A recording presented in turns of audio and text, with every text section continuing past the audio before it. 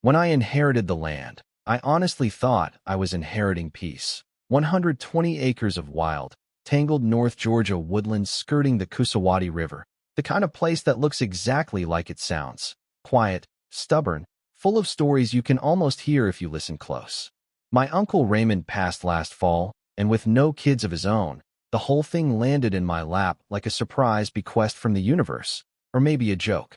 I packed up my life in Atlanta, traded in the clatter of zoning meetings and traffic jams for the slow burn of pine needles, sawdust, and whatever else lay in wait up there. The old house perched on a ridge, tired but unbroken, all creaking boards and tin roof, the sort of place that seemed to dare you to fix it. So I did. For months, I let the work blister my hands and clear my mind, stripping wallpaper, patching joists, replacing windows that time and raccoons had taken turns destroying. I made plans, a garden, a screened porch, a dock on the river that curved like a question mark at the edge of everything. Coffee at sunrise, bourbon at sunset, simple ambitions. But you know what they say about peace, right? It's always temporary. I hadn't hiked down to the river in weeks. Spring thaw left it swampy, nearly impassable. But when I finally made my way through the undergrowth, the land felt different. The river had shifted, just a little, 20 feet east maybe, but enough to carve a perfect flat spot where the bank used to be. That was odd, but not shocking.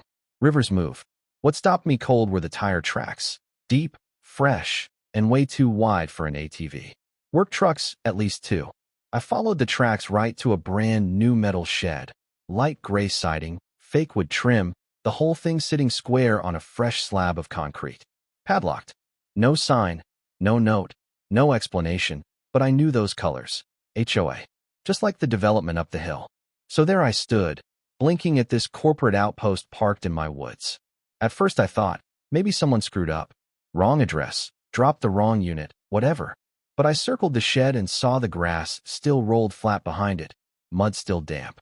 Someone had been here in the last 2 days, and they'd mint every nail. I'm not paranoid, but I'm an architect, and I know what intentional looks like. This was not an accident. Somebody staked a claim. I went back to the house, grabbed my drill, and took the hinges off that shed. No apology.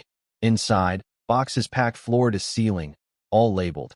Unit 2, seasonal, Karen office, don't toss. There it was, a HOA property sticker on an old fridge. Deck chairs, busted leaf blower, a table piled with tinsel, wreaths, a half-deflated inflatable snowman. My riverbank had become someone's trash attic. I just stood there for a long time, taking it in, feeling the insult of it all. Then I locked the shed, not for their stuff, but to keep the scene fresh, and went home to crack a beer and start my list of suspects. Number 1. Karen Coington, queen of the HOA. That night, I barely slept, replaying every detail, every sticker and label and arrogant little trace left behind. By morning, I was on the phone. First stop, the Riverview Crossings HOA office. After the world's worst hold music, I got her, Karen herself, bright and sharp and full of fake concern. "Oh, that shed," she chirped. "It's part of our Riverside Beautification Initiative. Community storage. Temporary." I told her, flat out, it was my land, deed and all. She switched tones, silk over steel, said it looked like community land. The board had voted. There were no signs, no fence, and perhaps I should join the HOA to prevent future improvements. I actually laughed out loud at that. Her solution to trespassing was to hand over more power. She got prickly, then dismissive, told me to review the guidelines and call back when I'd calmed down. I was pissed, sure, but also unsettled. She sounded like someone who'd done this before.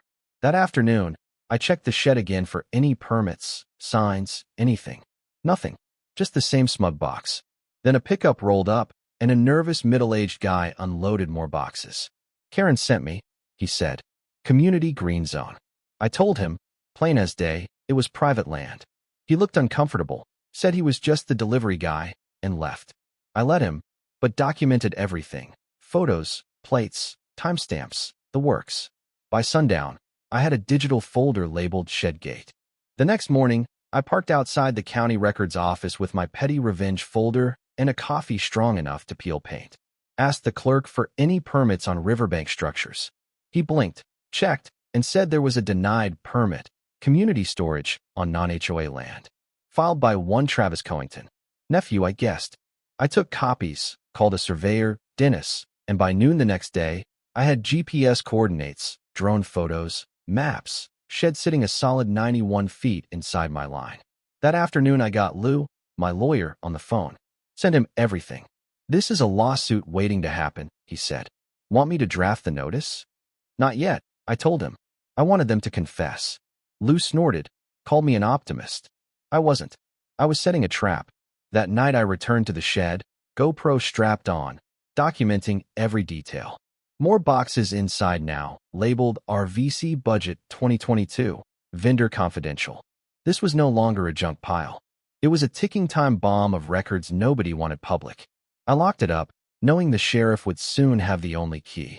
2 days later, Sheriff McAdams rolled up, a granite of a man, slow and steady. He asked for my evidence, nodded grimly, then called in a warrant. We walked to the shed, he snipped the lock, and inside was a warehouse of bad decisions. Files, envelopes, 2 USBs, binders marked confidential. This ain't lawn chairs, McAdams muttered. Deputies bagged and tagged everything. An hour later, yellow tape ringed the shed. That's when Karen arrived, Lexus slewing to a stop, 2 board members in tow, face tight with fury. She barked at the deputy, demanded entry, claimed the shed was authorized under verbal agreement with my dead uncle. I called her bluff, said my uncle never met her. She sputtered, pointed fingers, but the deputies ignored her. More evidence came out, locked safes, vendor files, invoices addressed to TC Civic Works. Travis again. McAdams was all business. Ma'am, this is trespass, maybe fraud. Stay behind the line. Karen looked ready to explode, her board members shrinking away. When the last evidence box left, McAdams told me, this is just the first layer. He was right. Within a week, the case exploded. Fraud, double payments, cash withdrawals labeled refreshment fund, totaling over $30,000, and always to Travis's company. The prosecutor was all over it. The HOA board scattered. Some resigned, some flipped. One even wore a wire and caught Karen admitting, if they dig deeper, we're all screwed. The story leaked. The neighborhood turned to a mob, soccer dads and garden club moms demanding blood. Karen went full scorched earth, community-wide emails, blaming me for anti-community sentiment, accusing the sheriff of being in my pocket, my lawyer Lou of petty crimes. Didn't matter. The charges landed. Embezzlement, fraud, forgery, trespass, conspiracy, the works. The shed, now evidence, was included in the trail. The court date came, and yeah, I showed up, boots dusty, flannel clean. Karen, pale and tight-lipped, flinched every time the evidence hit the table. Testimony crushed her. Linda, a former ally, told the court. She said no one would ever check. My surveyor Dennis submitted his drone shots, shed 91 feet over the line, a concrete monument to arrogance. Then the twist I didn't expect. The judge awarded me the shed. Forfeiture, part of the penalty. HOA had to pay $92,000 in damages and legal fees. Karen just stared, her old bravado gone. Out in the parking lot, Lou clapped my shoulder. Hell of a win. You want to go after them for more? I shook my head. Cleaning up was enough. Besides, I had plans for the shed. Back home, I stripped the metal, rebuilt the frame, clad it in cedar, wired it for power, turned it into a riverside workshop. Hung a sign. Built by Karen, seized by Reed. Warning, trespassers will be memorialized. HOA tried to appeal, failed. They can't even file permits on my land now. 6 months later, the river's quiet again. The crime scene is just a memory. Locals call the workshop Karen's Folly. Even got banana bread from grateful neighbors. The HOA cleaned house, rewrote bylaws, elected a treasurer who actually paid attention. Karen didn't disappear. She popped up on local news, orange jumpsuit, blaming patriarchy and land hoarding for her fate. Same fire, just pointed the wrong way. Her trial's ongoing. She faces 12 years if the charges stick. I don't think she'll ever admit she did wrong. Me, I've got my land, my shed, and a piece I built myself. Sometimes I look at the sign on my door and laugh. Underneath, I taped a faded HOA flyer that once read, Community First. Individualism is the enemy of order. I took a Sharpie and scrawled, not on my land.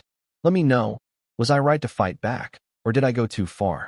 Drop your thoughts below, share your own HOA or land battle, and tell me what you'd have done if you found a locked shed sitting 91 feet over your property line.